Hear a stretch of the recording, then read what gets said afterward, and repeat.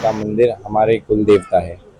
मैंने यहीं से पहले दिन मन्नत मांगी थी कि और यहाँ से आशीर्वाद लिया था कि मैं चुनाव लड़ने की तैयारी कर रहा हूँ।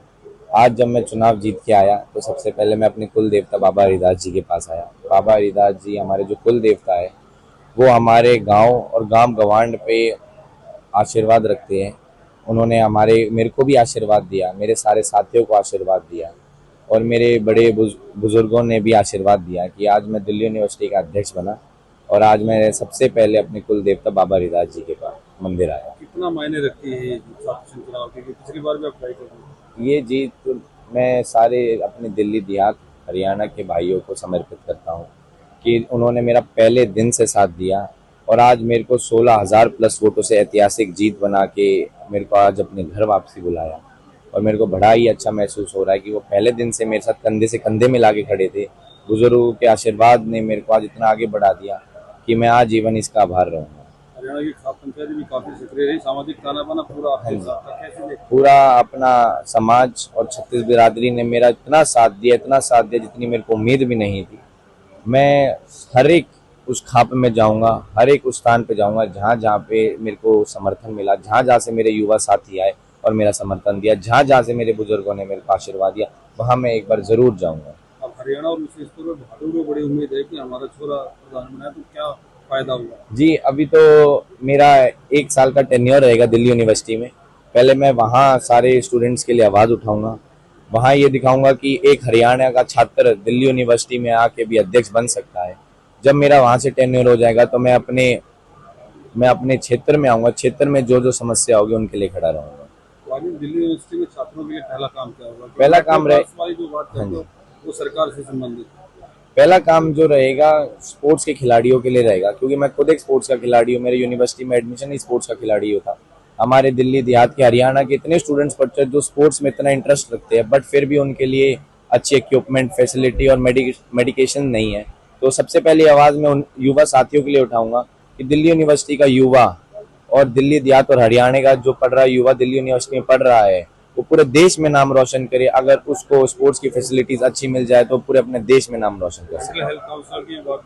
हाँ जी, हाँ जी, आज के समय बढ़ते ही कैंपस लाइफ में, बढ़ते जीवन में टेक्नोलॉजी इतनी बढ़ चुकी है कि स्टूडेंट्स को इतनी समस्या आ रही है अपने जॉब से लेकर अपने फ्यूचर से रिलेटेड प्रॉब्लम्स को लेकर, साथ ही साथ एकेडमिक प्रेशर के चक्कर में उनको डिप्रेशन, एंजाइटी, स्ट्रेस को लेकर बहुत दिक्कतें आ रही हैं।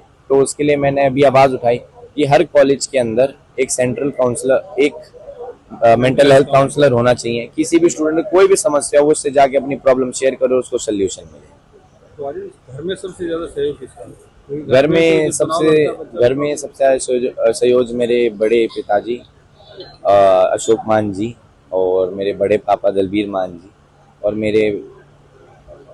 मेरे खुद के पिताजी सिकंदर मान, और साथ ही साथ मेरा बड़ा भाई विराट मान, बड़ा भाई पारस मान, बड़ा भाई सूर्य मान, बड़ी बहन साहिबा मान, बड़ी बहन मानसी मान।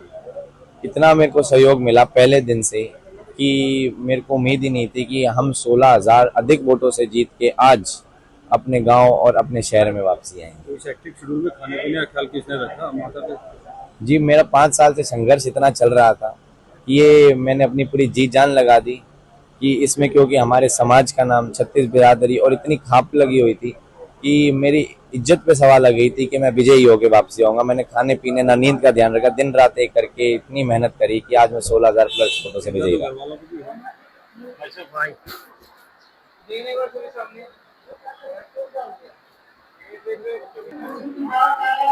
ठीक है।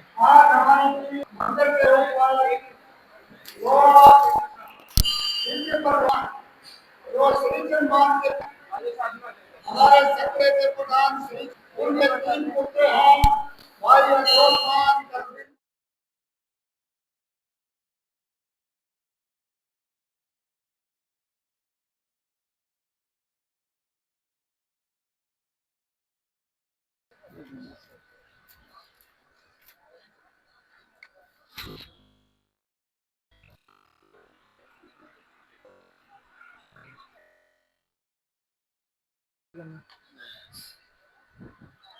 देखना एक बार। हाथ थोड़ा पीछे करो। देखना एक बार, सभी सामने है।